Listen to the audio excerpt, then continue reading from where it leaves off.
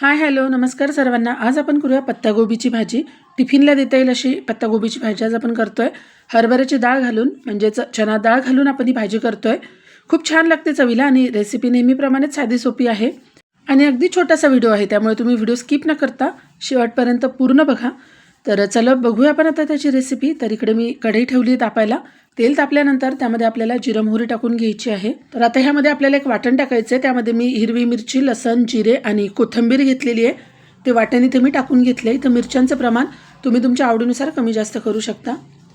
तर मिरच्यांचा आणि लसणाचा कच्चेपणा जाईपर्यंत अगदी 1 मिनिटभर आपल्याला ही तेलावर परतून घ्यायचं आहे। आता खूप छान होती ही भाजी चवीला।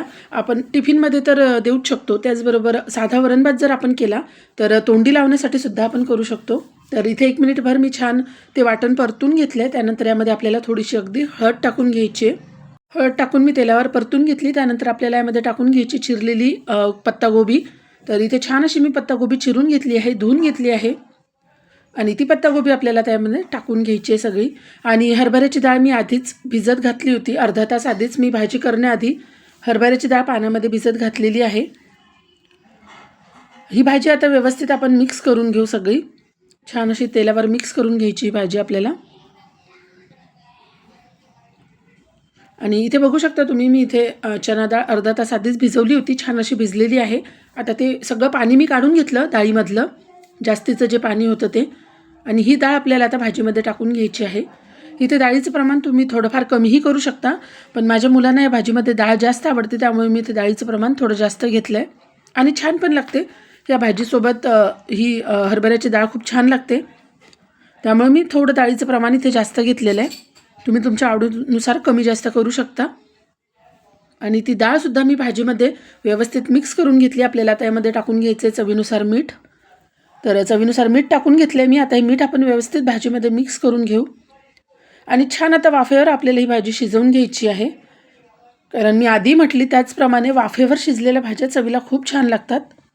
आपण मीठ पण आता या भाजीमध्ये टाकलं आहे, तर छान त्याला पाणी सुटेल। आता यावर झाकण ठेवून आपण 5-1 मिनटं छान भाजी शिजवून घेऊ।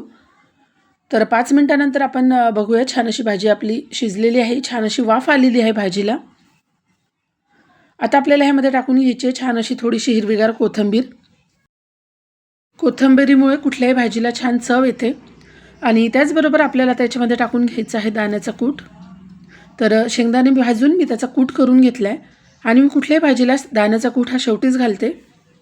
तर कोथिंबीर आणि दाण्याचा कूट मी टाकला आहे, तो व्यवस्थित आपण आता मिक्स करून घेऊ भाजीमध्ये। छान भाजी आधी शिजू द्यायची आणि त्यानंतरच दाण्याचा कूट घालायचा त्यामध्ये। तर छान असा दाण्याचा कूट आणि कोथिंबीर मिक्स झालेली आहे भाजीमध्ये। छान अशी परत एकदा आता दाण्याचा कूट घातल्यानंतर एक वाफ काढून घेऊ भाजीला। आणि तुम्ही बघू शकता अशी छान दणदणीत अशी वाफ आलेली आहे आणि इथे आपली भाजी तयार झालेली आहे पत्तागोबीची। चवीला तरी भाजी छानच लागते आणि होते पण पटकन। तर कशी वाटली तुम्हाला माझी आजची ही रेसिपी पत्तागोबीच्या भाजीची? तुम्हाला रेसिपी आवडली असेल तर लगेचच लाईक करून घ्या आणि या चॅनलवर आज पहिल्यांदा व्हिडिओ बघत असाल तर चॅनललाही सबस्क्राईब करा, कारण मी खूप साध्या सोप्या पद्धतीने या चॅनलवरती रेसिपीज दाखवत असते। तर चला भेटूया परत एकदा नवीन रेसिपीसोबत नवीन व्हिडिओमध्ये। व्हिडिओ शेवटपर्यंत बघितल्याबद्दल तुम्हा सर्वांचे मनापासून खूप खूप धन्यवाद।